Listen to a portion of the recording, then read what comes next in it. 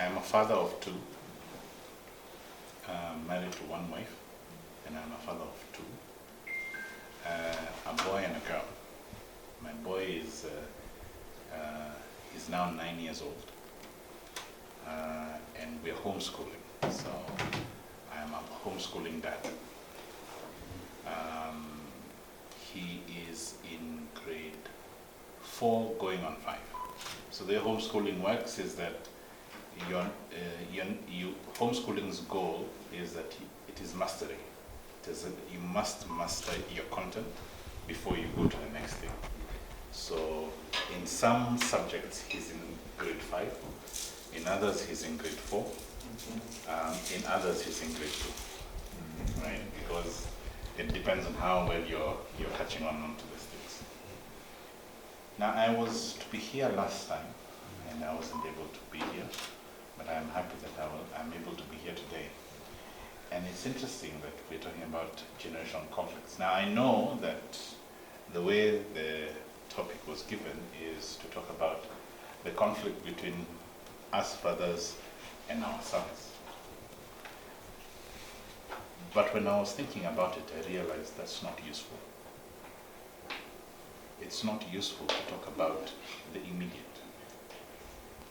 A lot of times my son and I, we say, especially when we're having conflict, we say, let's go back to first principles. So let's go back to where the story started, right? I'll give an example so that we're clear about what we're saying. My son wants to do that. I say, I have no problem with you cycling, if you can explain to me where it started. If you understand how the fashion started, then I'm cool with it, right? And so we did the research in the US. This is a safe space. We're going to talk about a bit of sex, guys. Yeah. In jail, men have sex with men. Yeah. And the way that a man says that I am available to have sex with other men is by sagging. Okay? Yeah. So this thing started there. Then you know the rap culture? Yeah. The rap culture then, because a lot of the rappers, by the way, let me tell you something. I lived in the States for a couple of years and I learned something that I didn't know before. Yeah. A lot of rappers who claim street cred are not from the streets. They're actually from families like this. But because the rap requires street cred, they speak like they went to jail, even though they've never been to jail. Okay? So what do? They look at what happens in jail, and they bring it out and they sag. And we think it's cool, so we do it as well, but we don't realize where it came from. Okay? So what I was saying is that we go back to first principles when we're having conflict. So when I was thinking about this subject, I went back to first principles. And I said, but who am I talking to? I'm talking to fathers and sons. What is common between fathers and sons? What is common between fathers and sons is that sons become fathers. Yeah. And sons and fathers are all men. Yeah. Okay? So I started asking myself, so what is a man? Let's talk about man. Let's talk about manhood.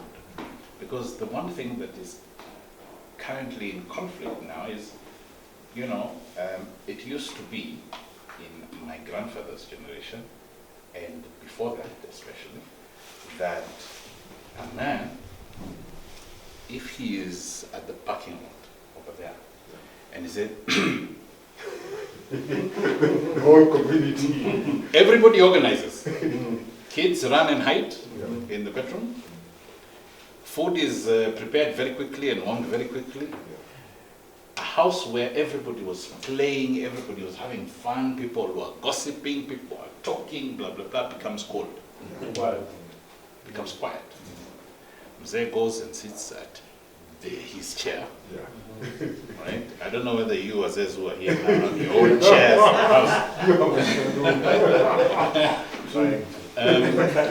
I would love to have my own chair in my hand. It's just not worked. That's, it's not worked. Yeah. But them, they had the privilege of having their own place. You know, as soon as we watch TV until Mzee comes. When Mzee comes, you see the remote. Or he says, put news. And you know that whole analysis thing that goes on and so on and so forth, you have to bear with it or go elsewhere and do something else. That's just how it is. In those days, we needed to lie that we're doing our homework. Okay? So I'm busy reading a novel. Then Zay comes into the room, says, hey, what are you doing? I say, actually, I'm reading my homework. Why? Because of the fact that novels were not considered to be serious things. And you guys are now playing video games. You can play video game from 9 a.m. to 7 p.m. without a problem. Right? It was a different age. It was a different age in many respects. But now man is living in a world where it is equal between us and women. Number one. Two, we're living in a world where competition is not about our village anymore. Right? It used to be, even when guys like me were growing up, that you just needed to be the best. If it is schoolwork, just be the best in the district or the county, and you're considered to be a go. Yani you're going places. Of course, if you're number last in the class, you're considered going nowhere. In fact, I'll tell you a story here. I was told when I left high school, I didn't pass with grade A. I'm not one of those parents. I mean, your parents here, for you kids, maybe they walked for 900 kilometers to school, barefoot, with no shirt. I'm not one of those guys, right? And they all got number one. I was number one in high school. I was consistently an A student. But for some reason, KCSE came and I was a C+ student. You know what my head teacher told me at the time? You will never amount to anything. Okay? Why am I saying this? And I want you to remember that she said that, okay? That I will never amount to anything. Okay? I want you to remember that. Now,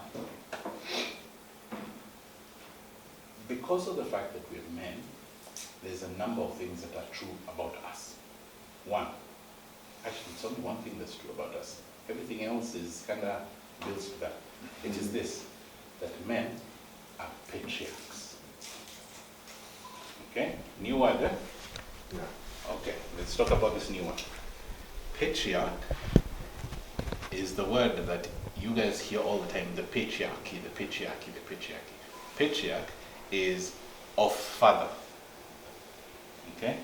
So men become heads of families, right? And then they become heads of clans. And then they become heads of nations, like Abraham, right? So for Abraham to become heads of nation, he didn't start until he had a child.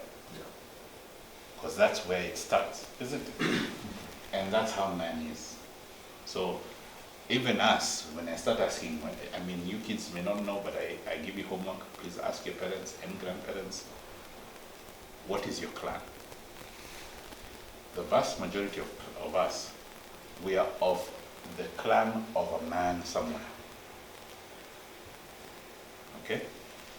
The vast majority of us, we can trace our lineage back to some great man. Okay? Or some not so great man, but still some man, right? So if you think now about yourself and you start to realize that where you are starting, if you ignore your history, where you are starting, if we are starting with you, it is going like this. Certainly there's going to be you, then a couple of children, then grandchildren, great-grandchildren, and it keeps going and going and going, isn't it? And all of these people are going to be called by your name. So then you start asking yourself, so what is it about? What does a successful man do? If you have action, but you don't have knowledge, you can't be wise. If you have knowledge, but appropriately, then you can't have wisdom. Now here's the thing. Sometimes we have knowledge, like for example, Ranira is my dad.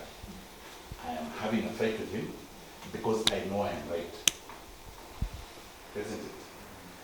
Now, if I say, Dad, I have acted inappropriately, so my truth has disappeared. Yes. Because of the fact that I have acted inappropriately. Isn't it? But if I act appropriately, my truth must come. And this goes the other way as well. Sometimes even as parents, you have been stressed out there, because men fight wars. So we go on, we fought wars, and then we come back and Jana here. Grade 7 is bringing ahead. He is trying to show me as if I have not myself been in grade 7. Right? And then later, I come to that truth. Isn't it? Now, a lot of us parents, especially as fathers, find it very difficult to apologize. Build that muscle. Do apologize. But it happens, right? The nature of the thing is that knowledge applied appropriately is wisdom. But that therefore means that we must seek knowledge, right? There is knowledge of what? It's not just classroom. A lot of us, when we talk about knowledge, is we tell our kids, school, A, B, C, D, 1 + 1, and so on and so forth. There is also knowledge of self. Who am I? What am I do? Okay? And so I affirm what I am. Because it's not useful for him to say, my name is Kags and I'm in grade 5. Right? What he does is that he says, I'm a good man. So that now we start from a platform. We start from a place. This is the kind of person I am. And then, if he does mistakes, we say, hey, who are you? My name is Kags and I'm a good man. So exactly the action of a good man. So we go back, right? So we don't have to fight because of the fact that we can analyze these things. Now, knowledge of self comes from, first of all, looking back. Many of us, because we live in the city, do not know our history. And for us fathers, even when we know our history, we don't have the time, because innocent is busy playing on his video game, to call him aside and tell him, by the way, do you know that your great-great-grandfather was this kind of person? This is the kind of blood that is flowing through your veins. Okay? For us, ourselves, we don't look back and look at our parents, not as this great man who used to come and sit on that big chair, but as a man. What was this man like? What was his reality like? Now kids, I'm going to talk to you for a minute. See these fathers of yours?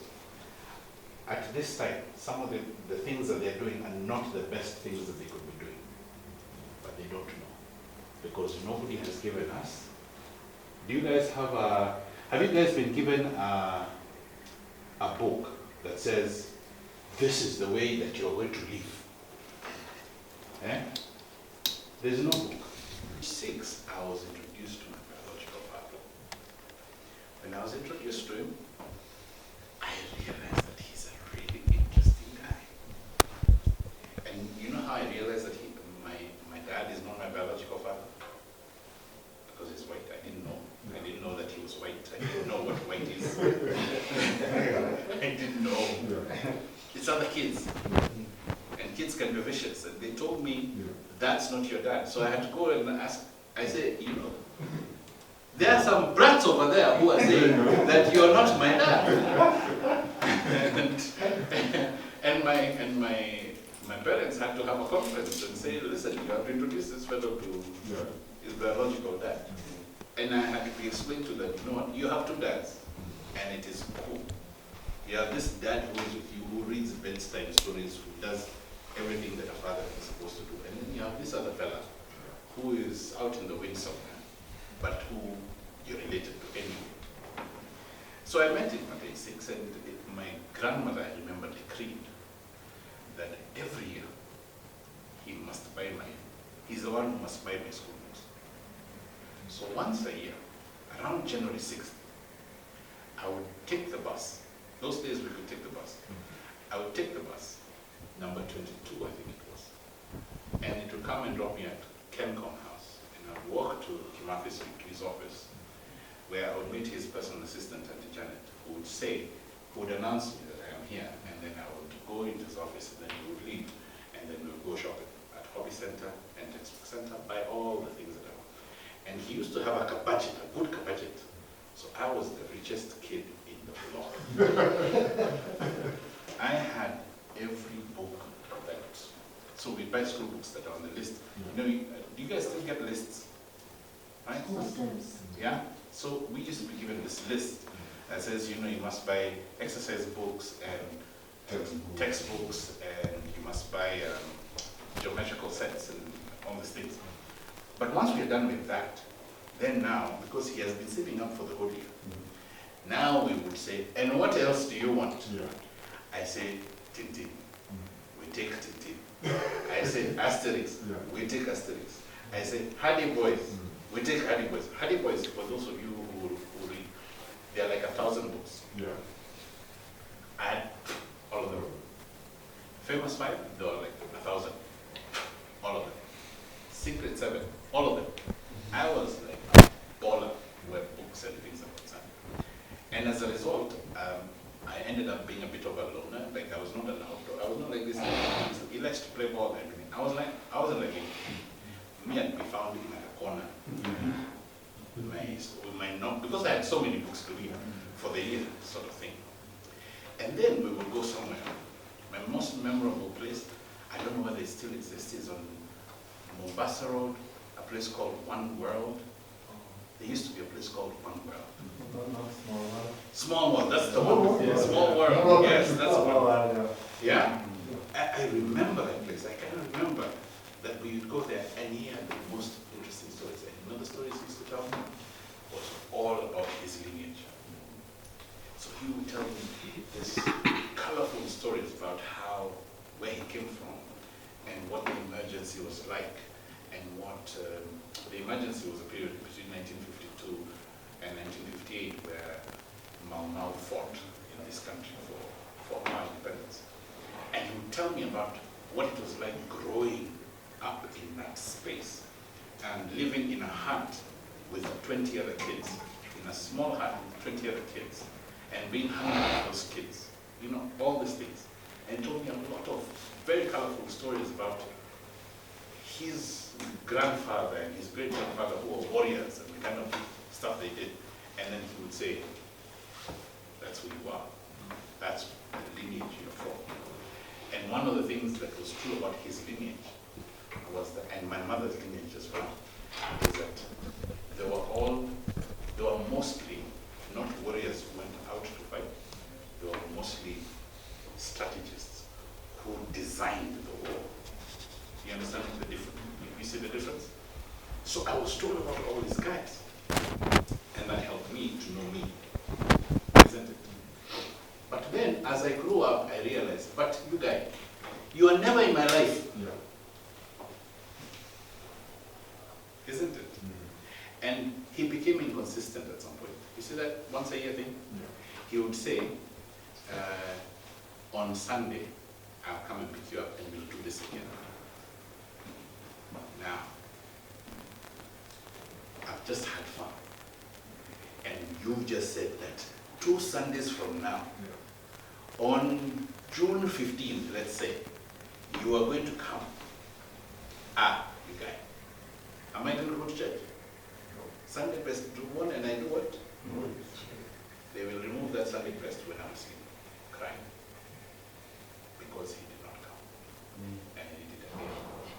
And he did it again. And again. And again. Until when I was a teenager, I said, don't come. Okay? And I didn't want anything to do with him until I was in my 20s. But then I realized something. That hurt was not impairing my moving forward in life. And I need to move forward.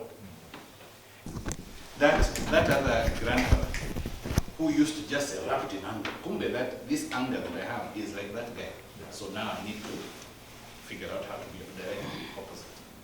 So that's the first thing. The second thing is that men are strategists. So because you're strategists, remember, it is coming from you. It is coming from you onwards to many children, grandchildren, great-grandchildren, and so on. You are a clan, isn't it? There's a clan in you. So because of that, you have to think ahead. What's your clan going to be like? And if you're going to think ahead, it means that you have to do a little bit of work to try and see the world as it will be 10, 20, 30 years. Please don't be like our politicians, please guys. But now if you're leading a clan that is going to be around for 100 years, then plan for that 100 years. Plan for your name 100 years hence. Is that making sense? Mm-hmm. And this is how. How many people here wrote a letter? Wrote a letter? You wrote a letter? Mm-hmm. Did you write a letter? Me, I didn't say to who. whether it is a scented missive in high school, but you wrote a letter. Yes. You've sat down with a pen and paper. Yeah. Still on the pen. And you still on the pen? Ink pen. An ink pen, yes. Now, innocent, let me tell you something. Us guys used to sit down, look for a foolscap paper. Do you know what a foolscap is? Do you know what a foolscap is? You don't know what a foolscap is? No? What's your name? Huh? Kinoti. Do you know what a foolscap is? No? Okay. My goodness. Yes, there's a generation, there's a gap here, and I want you to see it. Wow. Now, let me tell you guys something. We used to get a foolscap. You know that long notepad? Tear a paper. And then we would write a letter. We would write from who? P.O. Box. Now, do you know what a P.O. Box is? Do you know what a P.O. Box is? Do you know what? Yeah. What Yeah. What is P.O.? What does P.O. stand for? Post Correct, yeah. Okay. Post office box, right? So we write, yeah, my name is Mwenda Dhuranina, P.O. Box Kags, P.O. Box 5143, Malindi. Dear Al. And then we write these long stories about ourselves, kind of like how you write an email. And then we'd say, faithfully yours, and sign. Then we'd fold this piece of paper, put it in an envelope. Do you know what an envelope is? I just want to confirm, right? Okay. Now here's where it gets interesting.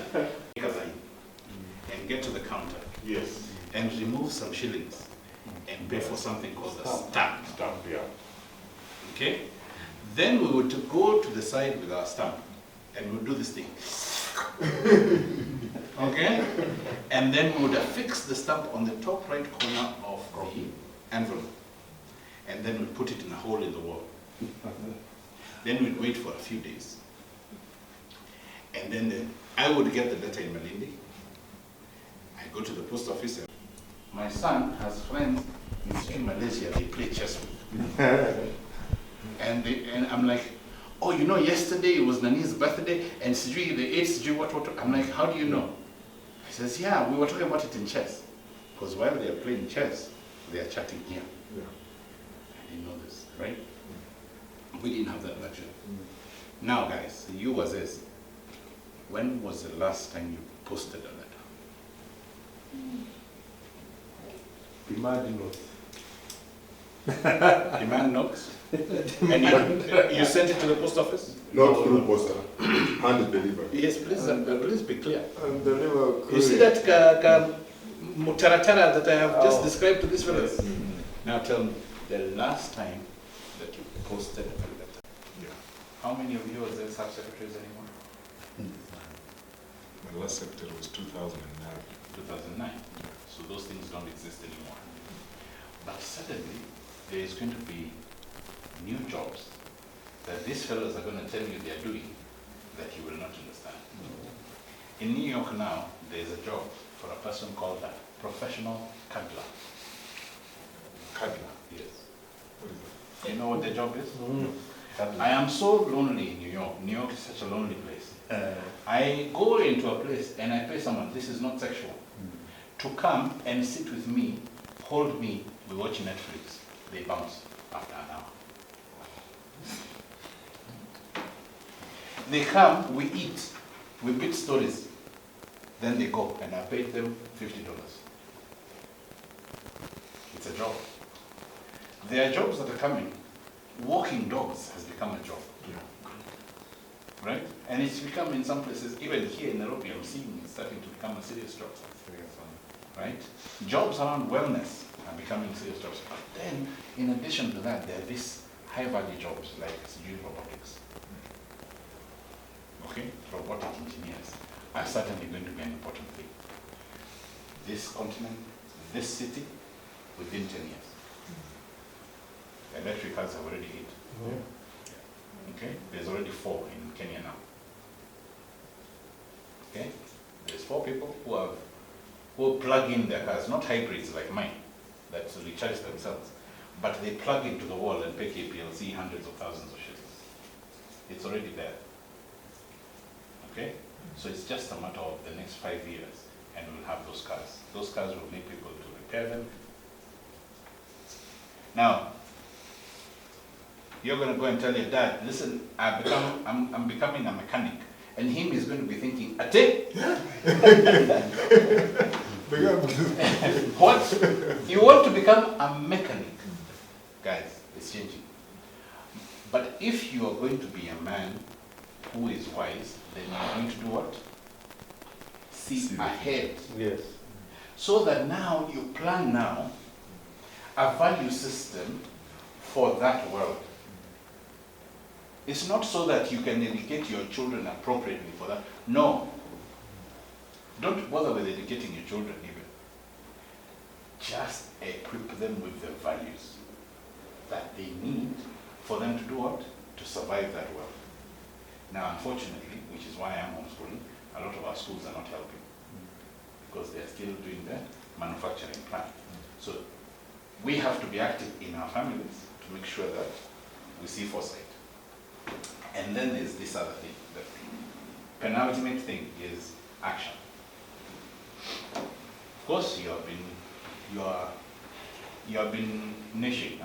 In our language, you used to say nashing. That doesn't exist in your language anymore. You've been making mistakes in life, or you've not been getting the best grades. Here's what it is: a man is made of action. So you remember acting appropriately. So action is a big part of it. Now that action part, some people delay action by saying, oh, you know, I don't have the money now. So when I have the money, then I will start. Okay? Start getting those good grades now with what you have now. Okay? This is important. Action starts now, where you are, with what you have. But it has to be appropriate. And the ultimate thing that I want you to know is that it must be deliberate. These are the things that come out of wisdom. The first one was, get to know yourself and be okay with your history. Number 2, foresight. Number 3, action. Number 4, be deliberate. I'll tell you a story. My son was 3. He went into his mom is a lawyer, so she had a home office. All the law books, you can imagine. I see you guys know lawyer offices, eh? Lots of big books. And she has been a journalist, so she has a lot of magazines. She's written in, she's contributed to, and so on. And she values them like crazy. So this time we realized this fellow is quiet. So all parents know when your child is quiet, they are up to no good. So we go looking for this fellow, and when we come, Oh, no. and he's just staring, and he's, by the time we arrive, the floor is strewn with pages. She must. She went, looked at him, she came back and says, I'm about to kill your son. Your son is dead. Yeah. So I said, what is he done? He says, go to my office. Because he's dead. So I go to the office. And the guy looks at me and says, hi! So I say, what you doing? He can't really speak, but he starts to explain. He tells me, listen. And he tells. Then he takes a magazine and says, listen. And he tells. Also, And the I sound of realize tearing, yeah. he's in the process of learning something. So I sit down and we tell. Because what I say is, situko na pesa. Sisi ndio insurance ya mtoto. So no problem. We will buy these books. But this lesson must be learned. So we sat and we tore, and even got other books and other magazines and even hardcovers. We tried to tear and realize we can't, and whatever it is. And then we explain, now listen, your mom will kill you. So don't do this again. If you want to do this, if you want to explore, tell me. We'll be fine. I'll show you how we explore. Okay? Now, what my son did, remember I told you about history? I'm going to connect this. When I was 6 years or something old, I told you I was raised by a white man, so half the year we were outside, the rest of the year we were here. When we were here in Nairobi, we were in my grandmother's house. My grandmother had this thing called a wall unit. Yeah. Do you guys have them now? No, we don't have a minute, but I remember what you did. 80s, 90s. Do you guys know what a wall unit is? Do you guys know what a wall unit is? So a wall unit was this kabati that used to have mom's favorite Yeah. dishes. Yeah. Dishes that Plates for visitors. plates only for Plates for visitors. visitors. Those ones cannot be touched. Those ones only come out when there's visitors. Yeah. Let you be seen be touching those plates when you're not, you know. So I used to go in there and I'd get a glass. Then I go outside and I drop the glass on grass and it won't break. Then I go somewhere else on kokoto and it won't break. Then I go somewhere else on simiti and it breaks. It breaks. Then I go for another one. So my grandmother is besides herself because she does not understand day after day, I'm telling you. So my dad comes and she's told, now this child of yours, this one, I've been beaten but I'm still doing it. So I'm told, this child of yours. So the next day he wakes up and he observes me. And I do what I normally do. I go to this place, I look around, there's nobody around, I go, I pick the thing, and I go where? Over there, and I do this thing. Until he gets to the whatever, and he figures out what I was doing.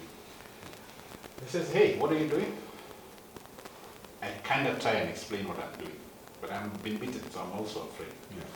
He says, let me show you something. So we pick some of those pieces, and he takes a hammer, and we crush them, and we crush them, and we crush them, and we crush them, and we crush them until they're powder. Then he says, you remember the sand in the beach? Yeah. See, it feels like this. Yeah. That's where glass comes from. Never broke another glass. I didn't know how to explain that I was trying to figure out how glasses are made. So all he did was he broke it and he told me how glasses are made. Do you know what? I currently don't know the precise science of how glasses are made, but I know it has something to do with sand. To this day, I don't have a problem with you making a mistake if you're deliberate. If you can explain the mistake, it means you can learn. So I have no beef with you. If I come and I find, hey, you did this, Yani, you just decided. Why? And you give me a reason that shows me, it may be a stupid reason, but it shows me that you were thinking about something. Nikosa. You understand? That's the difference between mistakes, and I do that even in the office. I have no beef with someone even losing money, Yeah. so long as they can explain how they arrived at the mistake. So the question that we ask all the time is, why did you do this? And the answer to that question is not, I won't do it again, which is normally how we respond. Because we now realize that it's a mistake, so we say, I won't do it again. That's not the answer. The answer is, I was thinking, I was trying, so I was being deliberate, right? I was trying, and now I've realized maybe that wasn't the best way to do it. For as long as there's a reasoning behind it, okay. So, man is a patriarch. A patriarch's job is to pursue wisdom. And the 4 things that you must do as you're pursuing wisdom, and which wisdom is knowledge with appropriate action. The 4 things you must do. From the bottom is, from the last thing that I said, be deliberate, right? Second thing, action. Other thing, foresight. Other thing, be okay with the history. Be okay with the history. Have foresight. So look back, look forward. Then act appropriately. Now, guys, I want to talk to the kids for a minute. The word appropriate is an important word for you to appreciate. Can this guy dress like this and work in a bank? No. Why? It's not appropriate. It's because in most banks they have a specific dress code. Exactly. Can I dress in a suit and play football? No. So I have to dress appropriately for where I am. Okay? Can I go to the football pitch where I'm supposed to be the striker and be like this? No. What I'm going to do is I'm going to kick this ball from here, and I'm going to be aiming at the goal. Can I do that? Can I have a discussion about what it is that I'm doing? Right? Just play. So it is not appropriate for me to go there dressed in a suit and make a presentation about how I'm going to strike. Am I right? Yeah. But it is also not appropriate for me to be in an office setting and be jumping all over the place, is it? Like I can't come here and I sit on the table. I couldn't come here and stand on this desk and start speaking from there, could I? Be appropriate. Being appropriate means acting as per the space, acting, speaking, doing, okay? Dressing as per the space that you're in. So if you're going to go to the club, be in the club. If you're going to go to church, be in church. If you're in school, be in school. Be where you are. And speak appropriately to where you are. You can't go to football club and start talking to people. You know, I was looking at Pythagoras' theorem. You can't, right? Right? You can't go to the football club and start lecturing people on history, can you? No. That's the thing. If you're appropriate, wherever you are, you do what people are supposed to do. But the other thing about being appropriate that's really important, be on time. If you're supposed to be, that when you are in the space, watch the people first, especially if you're in a new space, okay? In a new country. What does this mean when I do this? Okay. Yeah, pause, senor. Please don't do this in Spain. Okay? Don't do this in Spain. Because if you do this in Spain, you're insulting someone. You see the difference? Okay? Anybody who speaks cow? Anybody who has an idea of some cow? Kikamba? Okay. No, ba is what? Just here is Just here. just here. In Russia, it's a car. So be appropriate about where you are. Does that make sense? Thank you very much.